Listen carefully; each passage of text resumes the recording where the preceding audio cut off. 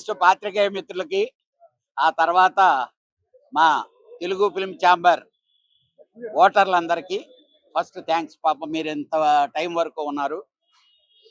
ఇప్పుడే కార్యక్రమాలన్నీ ముగిసినాయి. మా ప్రెసిడెంట్ ఎగ్జిబిటర్ సెక్టార్ నుంచి సురేష్ బాబు గారు ఫస్ట్ 1 year ఆయన ప్రెసిడెంట్గా ఉంటారు.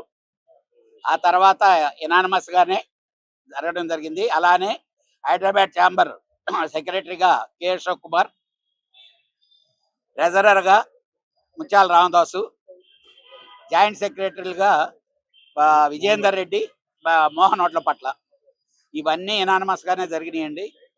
మంచి వాతావరణంలోనే ఎలక్షన్ అంతా ఫినిష్ చేసాం. బట్ ఓన్లీ వన్ ఫీల్, నేను చాలా బ్యాడ్గా ఫీల్ అయ్యాను ఈరోజు. మా స్టూడియో సెక్టార్లో చైర్మన్ పోస్ట్ గురించి రకరకాల డ్రామాలు ఆడారు. ఇలాంటిది కరెక్ట్ కాదు.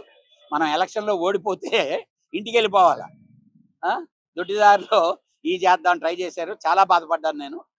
ఎందుకనంటే సిస్టమ్ ఈరోజు ఏం లేదు. ఇక్కడికి వచ్చి ఎవడైనా పని చేయడానికే ఇక్కడికి వచ్చేది. బట్ ఏదేది అయినా కానీ స్మూత్గా అన్నీ జరిగినాయి. అలానే విజయవాడ సెక్రటరీగా బేకరీ ప్రసాద్, తర్వాత గుత్తకల్లు సెక్రటరీగా జాయింట్ సెక్రటరీగా సాయిరెడ్డి, తిరుపతి మావుడు వాడు పేరు నాగార్జున, అలానే వైజాగ్ మూర్తి, వైజాగ్ అండి. టోటల్గా ఆల్ ఆఫీస్ బేరర్స్ సినానిమస్గా చేయటం జరిగింది సక్సెస్ఫుల్. అదే మా నాగవంశీ ఒక్క దెబ్బకు రెండు కాయలు రాలిని.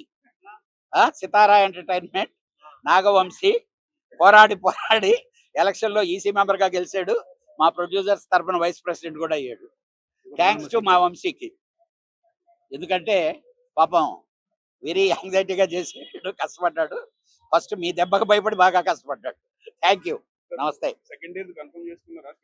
100% సెకండ్ ఇయర్ స్టూడియో సెక్టార్ నుంచి నేనే ప్రెసిడెంట్గా కంటెస్ట్ చేస్తున్నాను. Second year. నమస్తే. Thank you.